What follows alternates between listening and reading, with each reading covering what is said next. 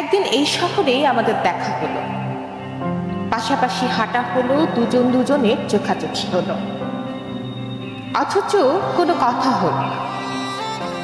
এভাবে আবারও দিন যাবে, মাস যাবে, ফুট করে বছর যাবে, আমাদের কথা হবে না। ভুল করে কোনো চায়ের দোকানে অথবা ঠিক গলির মোড়ে দেখাটুকু হতেই পারে, যেমনটি আজ হচ্ছিল, অথচ ভুলেও কোনো কথা হবে না।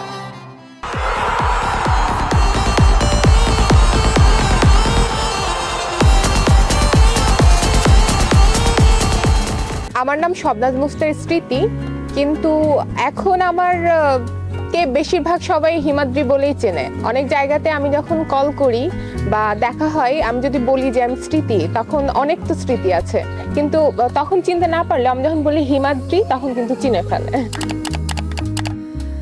আমি বরেন্দ্র ইউনিভার্সিটি থেকে journalism, communication and media studies বিভাগ থেকে অনার্স কমপ্লিট করেছি গত বছরে। বর্তমানে টুকটাক লেখালেখি করছি আর ডকুমেন্টারিতে কাজ করছি। আমি যেহেতু বললাম যে আমি টুকটাক লেখালেখি করি, তো সেক্ষেত্রেই আমাকে হিমাদ্রি নামে চেনে এই কারণে যে আমার প্রথম বইয়ের নাম হিমাদ্রি। তো সেখানে আমার মেইন ক্যারেক্টার যেটা, সেখানে তার নাম হিমাদ্রি এবং আমার বইটার নামও হিমাদ্রি। তো বইয়ের ক্ষেত্রে যারা আমাকে বা লেখালেখির ক্ষেত্রে যারা আমাকে চেনে, তারা আমাকে প্রায় প্রত্যেকেই হিমাদ্রি বলে চেনে, যার কারণে তারা আমাকে হিমাদ্রি বলেই ডাকে।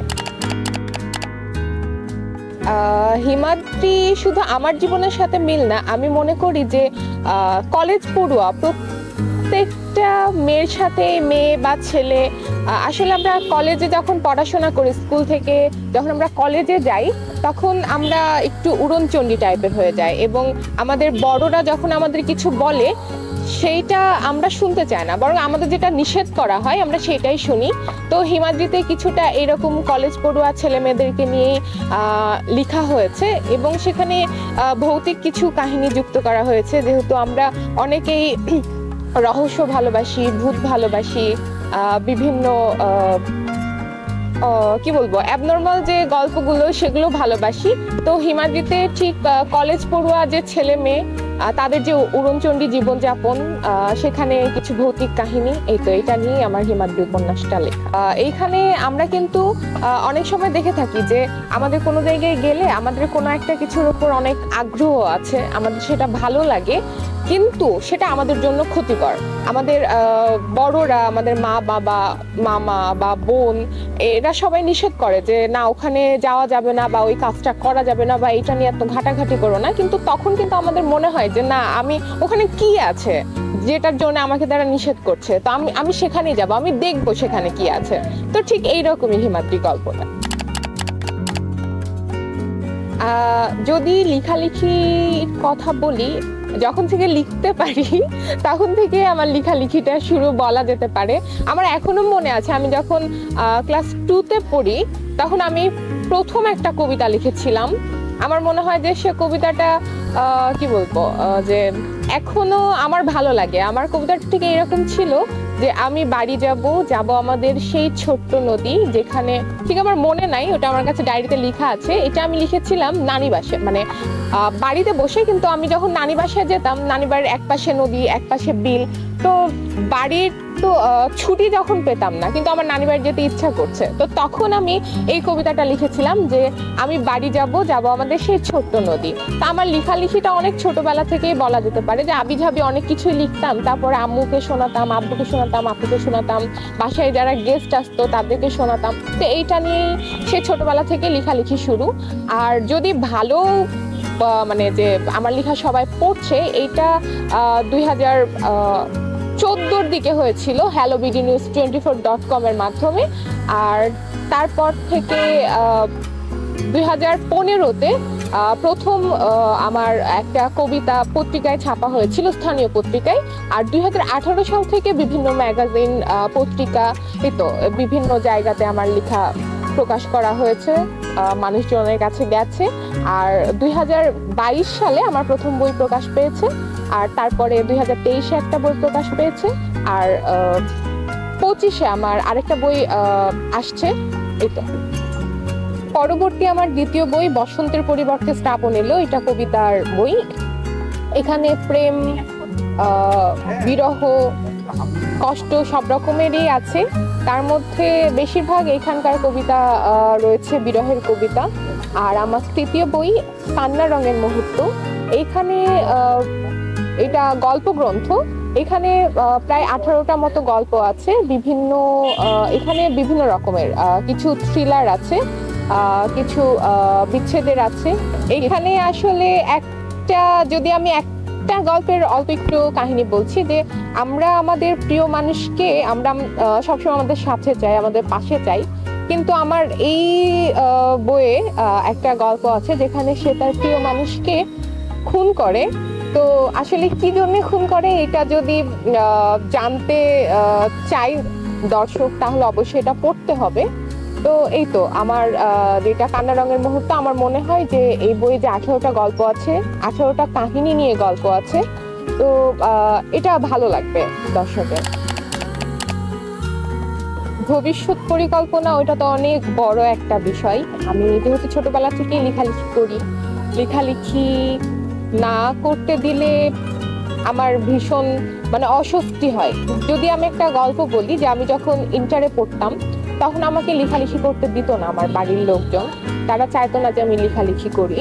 এই জন্যে আমার প্রাইভেট, আমি যাদের কাছে প্রাইভেট পড়তাম তাদের কাছেও নালিশ গেছে যে ও লেখালেখি করে, ও পড়ালেখা বাদ দিয়ে লেখালেখি করে, এটা করে সেটা করে, তো ওকে একটু নিষেধ করবে। তো আমি আমার প্রাইভেট টিচারের কাছ থেকে এই জন্য বকা খেয়েছি, বাড়ির লোকজনদের কাছ থেকে বকা খেয়েছি, তারপরে আমি লেখালেখি করিনি। যেহেতু এখন আমাদের কাছে ফেসবুকে আমরা অনেকেই লিখি, তো আমি ফেসবুকে যখন লেখাগুলো পোস্ট করতাম তখন আমার বাড়ির লোকজন দেখতো, আমার মামারা দেখতো, খালামণিরা দেখতো, তারা বলতো পরীক্ষার মাঝে কেন এই লেখালেখি, কেন এইসব করবে, এখন মন দিয়ে পড়াশোনা করতে হবে। প্রাইভেটের টিচাররাও সেটা বলতো। তো যখন এরকম করে নালিশ আসতে শুরু করলো, আমি সবাইকে ব্লক করে দিয়ে আমি লিখতাম। তো এখনো আমি লেখালেখি করি, আমার মন খারাপ থাকলেও আমি লিখি, মন ভালো থাকলেও লিখি, যেমনই মন থাকুক না কেন আমি লিখলে যেন মনে হয় যে আমি শান্তি পাচ্ছি। তো আমি অবশ্যই চাইবো যে আমি যতদিন বেঁচে আছি, যতদিন ভাবতে পারছি, কল্পনা করতে পারছি, আমার হাত আছে, ততদিন আমি লিখে যাব ইনশাল্লাহ। আমি যে শুধু লেখক বা একজন কবি হয়ে আমি আসলে আমার লেখালেখিটা আমার ভালো লাগার জায়গা থেকে, ভালোবাসার জায়গা থেকে, সেটা যদি আমি আমার পেশাতে নিয়ে যাই, যে আমি শুধু এই লেখালেখির মাধ্যমে বা এই কবিতার মাধ্যমেই আমি আমার জীবন যাপন করব, তাহলে আমার আর এটা ভালো লাগবে না। কারণ আমি খেয়াল করেছি যে আমাকে যখন কোনো ম্যাগাজিন থেকে বা কোনো জায়গা থেকে বলা হয় যে এই বিষয়ের উপরে আমাকে একটা কিছু লিখে দাও, তখন আমার মনে হয় যে আমার লিখতে কষ্ট হচ্ছে। কিন্তু যখন আমি আমার নিজ থেকে লিখি, তখন কিন্তু আমি অনায়াসে লিখে ফেলতে পারি। তো সেক্ষেত্রে আমি আমার পেশা হিসেবে আমি লেখালেখি কখনোই নিব না, এটা আমার ভালোবাসার জায়গা থেকে আছে, যেন এটা আমার ভালোবাসা, ভালো লাগাটা যেন সারা জীবন থাকে। যার কারণে আমি অন্য পেশাতে যাব। যদি বলি আমার পেশা হিসেবে আমি সাংবাদিকতা করছি, ইনশাল্লাহ করব। আর আমি পেশা হিসেবে, শুধুমাত্র পেশা হিসেবে আমি লেখালেখিটা কখনোই আমার জীবনে আমি নিব না। কারণ আমরা কাজ করতে, আমরা যখন কোনো একটা জিনিস নিয়ে নিই যে হ্যাঁ ওইটার উপরে যখন আমরা নির্ভরশীল হয়ে পড়ি, তখন বিশেষ করে আমাদের জীবনযাপন চলার পথে, যেহেতু বেঁচে থাকার জন্য অর্থ একটা জরুরি বিষয়, অর্থ না থাকলে আমরা ঠিক মতো বা ভালো মতো চলাফেরা করতে পারবো না, আমাদের জীবনযাপন করা অনেক কঠিন হয়ে পড়বে।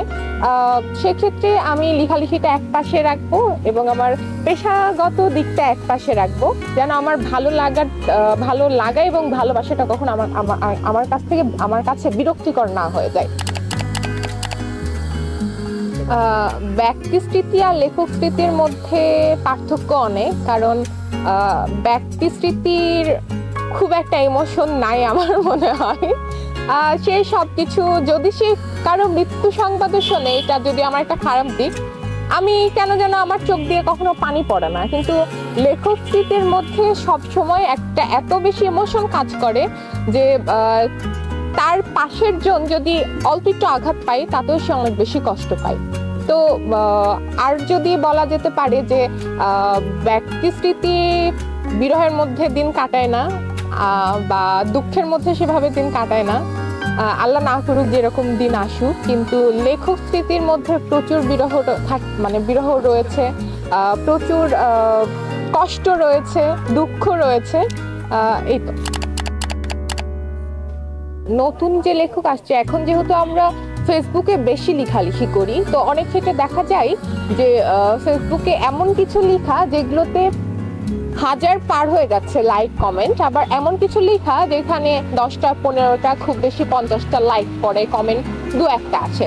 কিন্তু আমরা যদি সে লেখা দুইটার মধ্যে মিলাতে যাই, তাহলে আমরা দেখবো যেটাতে 10টা বা 50টা লাইক পড়ছে, সে লেখাটা কিন্তু ওই 1000টা লাইকের থেকে অনেক বেশি গভীর। কিন্তু আমরা বর্তমানের আমাদের বয়সী ছেলেমেয়েরা সেটা কিন্তু আমরা বুঝতে পারছি না। এখন যেহেতু আমি যদি বলি যে আমরা ফেসবুকে যখন যে লেখাগুলা দেখি, সেগুলো কিন্তু বেশিরভাগই দেখি সেটাকে কি বলবো, এটাকে আমরা সুরসুরি দায়ক একটা লেখা বলি, সেই ধরনের লেখা। তো ওই লেখাগুলোতে আমরা দেখি যে বেশি লাইক পড়ছে, কমেন্ট পড়ছে, তখন সেই লেখাটা যিনি লিখছেন তিনি ভাবছেন আমার হয়তো অনেক ফ্যান ফলোয়ার আছে, আমি যদি একটা বই বের করি তাহলে আমি হয়তো অনেক সফলতা পাবো। কিন্তু সেক্ষেত্রে যখন বই বের করছে তখন কিন্তু সে সফলতা সে মানে ফেসবুকে যেটা পাচ্ছিল সেটা কিন্তু বই বের করার পর পাচ্ছে না।